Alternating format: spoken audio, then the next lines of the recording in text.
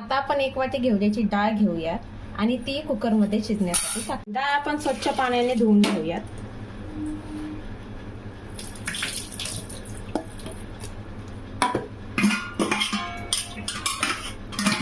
डाळीमध्ये थोडं जास्तच पाणी टाकायचं. या डाळीला थोडं पाणी जास्त लागतं आणि याच्या 4 शिट्ट्या करून घेऊया. डाळ बनवण्यासाठी आपल्याला लागणार आहे 10-12 लसणाच्या पाकळ्या, थोडंसं खोबरं आणि थोडीशी कोथिंबीर. हे आता आपण मिक्सरला बारीक करून घेऊयात. आणि कढीपत्ता आपल्याला फोडणीसाठी लागेल, थोडीशी मोहरी आणि थोडंसं जिरं. हे आता बघा मिक्सर मधून बारीक केलेलं आहे. हे एवढंच बारीक करायचं, जास्त पण नाही. कढीपत्ता आपल्याला फोडणीसाठी लागणार आहे. तर आता पहिल्यांदा आपण डाळ मस्तपैकी अशी घाटून घेऊया. त्या भांड्यामध्ये तेल गरम करूया. 1-1.5 चमचा तेल आपण याच्यामध्ये टाकूया.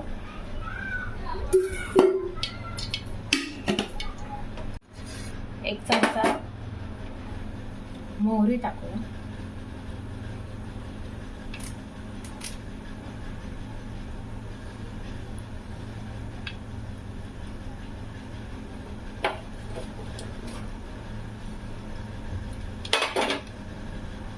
थोडासा कढीपत्ता, थोडंसं जिरं, आपण बारीक केलेला लसूण खोबऱ्याचं हिरवं वाटण. आपला कढीपत्ता छान तडतडला, याचा अर्थ आपली फोडणी खूप छान असते. आता हे सगळं मंद आचेवर भाजून घ्यायचं.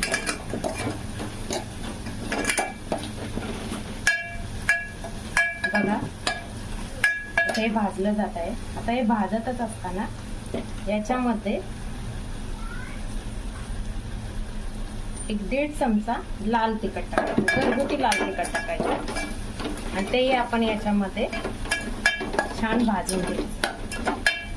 हे बघा कसं छान भाजलं.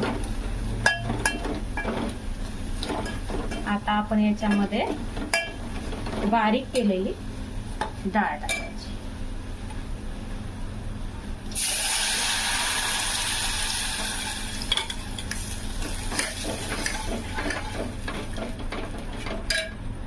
त्याच्यामध्ये आपण थोडंसं पाणी टाकू.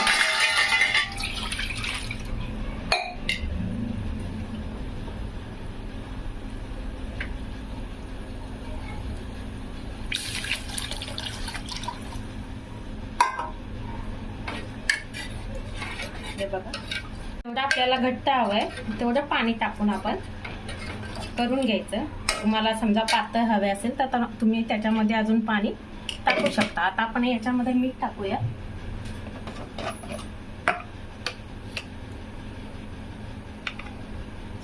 चवीप्रमाणे मीठ टाका, तुम्हाला कमी जास्त कसं लागतं तसं. आमच्या घरामध्ये कमीच टाकते मी, कारण मीठ कमी लागतं. आता या डाळीला आपण छान उकळी येऊन देऊया. बघा आपल्या डाळीला कशी मस्त उकळी आलेली आहे. हे बघा 10 मिनिटं डाळ उकळली ना छान मस्त ते एकजीव होते. झालं. आता आपण गॅस बंद करूयात. आपली डाळ तयार झालेली आहे. अशी गरमागरम डाळ, मस्त गरमागरम भाकरी, लोणचं याच्याबरोबर खायला खूप छान लागते. ही काळ्या घेवड्याची डाळ सातारमध्ये खूप लोकप्रिय आहे आणि भाकरी बरोबर तर ही डाळ अप्रतिम लागते. तुम्ही खाऊन बघा आणि एकदा ही रेसिपी करून बघा. तुम्हाला ही डाळीची रेसिपी आवडल्यास आमटी तर मला लाईक सबस्क्राईब करायला विसरू नका आणि बेल आयकॉन दाबायला विसरू नका. धन्यवाद.